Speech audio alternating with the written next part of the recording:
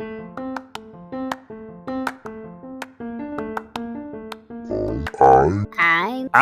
your Dada. Dusty. Dada. daddy.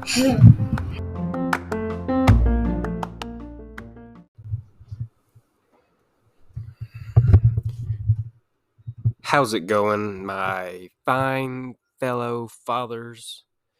Uh, it's been about a month, I believe, since I've put out an episode, and there's a good reason for that. We just had baby number 4. It was very intense, very enlightening, but that's not what we're going to talk today. What? That's not what we're going to talk about today. Look, I'm going to be honest with y'all. I'm halfway sick, just congested. Haven't felt good for like this whole month since the baby's been here. We've all just been making it through. You know what I mean? But no feeling sorry for me just because I can't fucking say words correctly. What we're going to do today is talk about a dad's role. And I feel like this is going to be broken up into a series because the roles I believe will change. And I was inspired to talk about this by a post that I saw in a dad's group. Somebody just, having some struggles with their spouse. And I reached out and was basically just like, hey, bro, just, keep doing the best you can and it'll work out. And we had talked some, and he was like, hey, I would like to hear what your thoughts are on the dad's role in pregnancy and what they should be doing and what can help. And I was like, damn, that's pretty like spot on for right now. Like it really connected with me because I had just done so much learning because we was having the baby by ourselves and all the anxiety and stuff that came with that. But it just gave me the kick in the ass to record another episode because I've been kind of putting it off, having been fucking so tired and shit. But those are just excuses, and I decided to make this episode. So today we are going to focus on the dad's role during pregnancy. All right. Now, I just want to preface. I'm going to stop saying that word. I fuck it up every time I say it on here. Like, it's not even worth. I'm going to start off by saying, obviously, I'm just talking from my experience. If you're a completely different motherfucker than me and you're listening to what I'm saying, then you're going to be like, yo, that's dumb. Like, I don't agree with you. And good, I guess. Like, whatever. I mean, live your own life. But what we're going to start off with is how what I know about women going through pregnancy. So this is going to be some fucking mansplaining, and it's what I'm best at. So at one point you got a lady, right? And she gets pregnant. And then her body goes, oh shit, we got something up in here.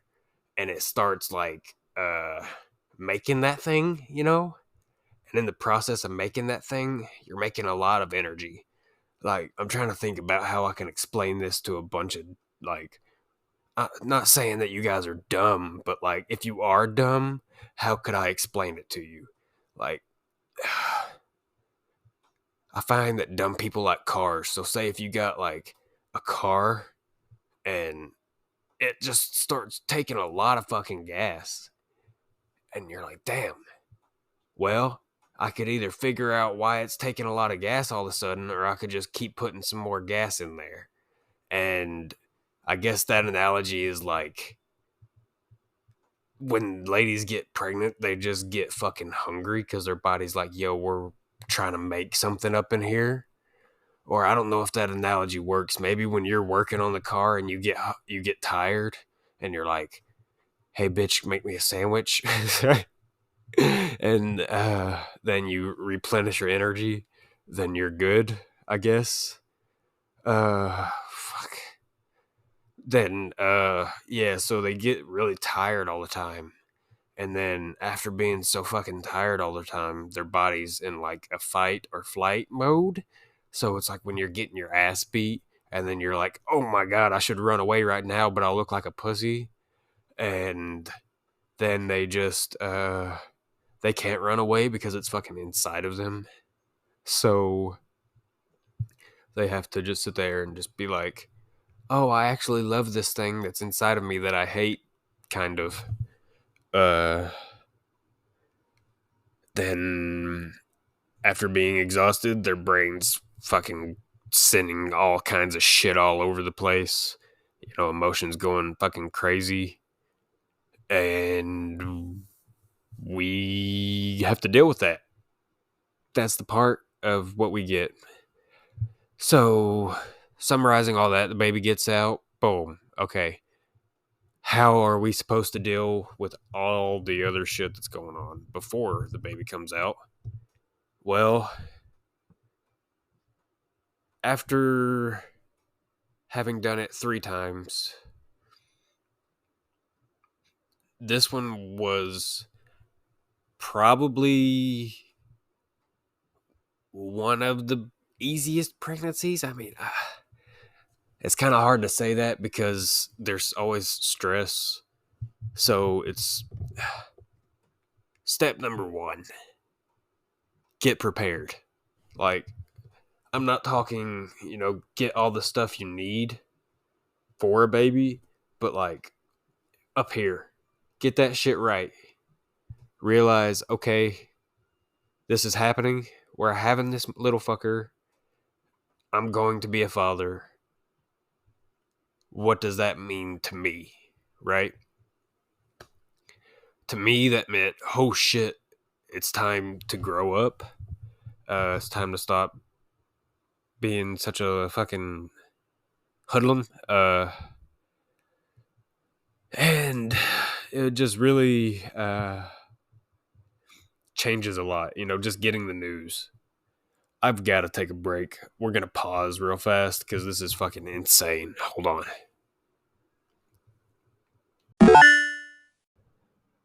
During this little break, if you've not went and looked at the Dustin Blandford YouTube channel, go do it right now. Go, go, go! Okay, sorry about that. Fuck. I could just feel my brain start to like clog up. But I forgot where the fuck I was. So we're still at the beginning, I reckon. The main job, like, just get ready. Yes, that's where we was. Be ready mentally. And that's not gonna happen in like a month. You're gonna have to. You're not gonna be ready until like 2 months until that motherfucker's here. Then eventually you're gonna be like, oh hey, you didn't die yet. I might kind of know what's going on here. But number 2 is like, the more you focus on her, the better it's going to be. I mean, hunger, like focus on the little cues. Like if you notice she's starting to get grumpy, start fucking shoving food in that lady's face. Food, sleep, like whatever it is, get it there, it's really just, it's kind of simple and a bunch of different stuff at the same time that really depends on your individual relationship. So me, like, I cook for my family all the time. I enjoy cooking, and a way to help is I just continued to cook. I would say, hey, what do you want? And obviously she never knew what she wanted. So then after we played the game for a while, she would finally figure out what she wanted, and I would make it for her to the best of my ability. Most of the time what she wanted was McDonald's. So what did that mean? It means we went to McDonald's 45 times in one day, but it's fine. I would say whatever number we're on now, because I don't know, number 12. Just be prepared for the emotional ups and downs. Because it's not only her that's going to be going through these emotions, right? You're going to be a parent also. This is something that's going to be new for you too. Especially if you're a first time parent, I guess. It's it's the same but different for each number going down. 1, 2, 3, 4, 5, 6, however many kids you have. It's not going to be the same pregnancy. But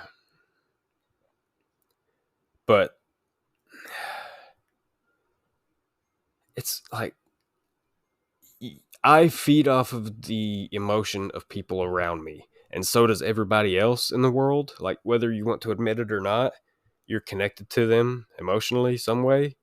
So when your significant other, who you're the most attached to, emotions are going fucking, then like it's kind of like, what do you expect yours to do?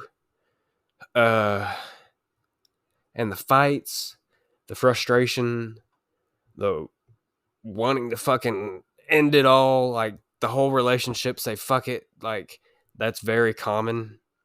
I think if you didn't go through that stuff, then maybe you guys are like scared of each other or some shit. I mean, there's healthy dialogue and then there's unhealthy dialogue, obviously. And there's not to say that, like, me and Kelly ain't had some fucking close calls throughout each of the pregnancies, but like, just remember that if you did this because you love each other, like you got the baby and shit, you did it because you love each other and you're going to make it through it. Just, I hate giving advice because I don't want to sound like I know what the fuck I'm talking about, you know? Oh, God. Because then people might listen to me and then it doesn't work out. And then they fucking comment like, hey, I did this and my wife slapped the shit out of me. And then I'll be like, damn, like, did it hurt? And I don't know. Then number 47, just know that this baby is going to be a monumentous thing. Like, the birth of it will be such an crazy, quick, like, insane experience. Try to make sure that you're there. Like, planning for just the birth itself, I would say make the calls you have to, do what you have to. If you're driving somewhere, like, boom, boom, boom, tell a couple people, then be in that moment with your significant other. Take everything out of it. Take that car ride to be there with them, you know? But it's honestly hard to say as long as you're there supporting them, like, literally, like, behind them, supporting them. That's the best thing you could do. I mean, there's a couple tips and tricks that help relieve some of the pressure from them. Like, there's videos that are going to show you better, but there's ways that you can hold up their belly either from behind them or in front of them. Like, you kind of grab, like, especially when they're very pregnant, then you just grab like up underneath their belly and lift up, kind of like you're fucking Santa Claus, like jiggling it, you know? And that can relieve some of the pressure, but you're only supposed to do that for like 10 seconds at a time or some shit.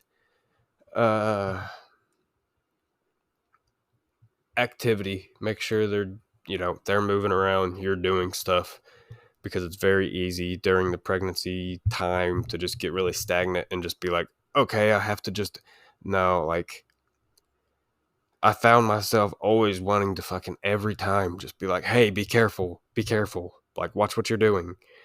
But every time Kelly would say, like, shut the hell up, like, I know what I'm capable of doing with my body right now. And she's been correct every single time, it's been fine.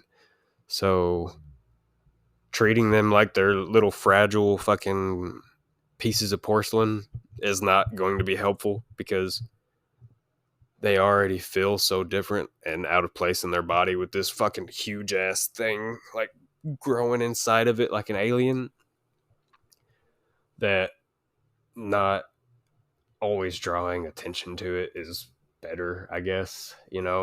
Imagine if you just had a giant boil on your fucking face and somebody was constantly like, hey, is that boil okay? Like, you getting that looked at? Can I touch it? I don't know. It's just kind of invasive, I guess. We didn't do a lot of that. Like, we're not people that go out and fucking see a whole bunch of people, I guess. So there's not a bunch of people. I guess we didn't see people that would be like, oh, let me touch your belly in a weird way, So, definitely be aware of that. Like, be aware of her boundaries.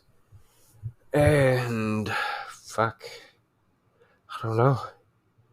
I think I basically explained how to be the best spouse ever, Basically just kiss ass, and take names, Like, once you're out of ass to kiss, just be like, okay, now what's the baby's name? Let me write it down so I don't forget it. Because that shit's happening after you get a couple babies. Our newest one, whose name is Lucina, I keep fucking hers up. I call her every other child we have, and it don't make no damn sense, but I'll figure it out eventually. Oh, I hope this has been a little bit informative and not just me rambling sick. I took an Alpha Brain this morning, so I should be firing at least like 75% with that.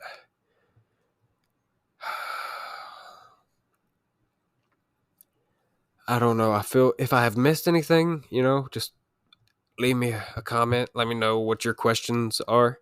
I'll try and answer them in the next one. I really enjoy getting the questions because it gives me something to somewhat hold on to instead of just me sitting here. Because I feel like that's what happens sometimes, and don't nobody want to listen to that. So, yeah, if you like this, leave a like. Make sure you subscribe.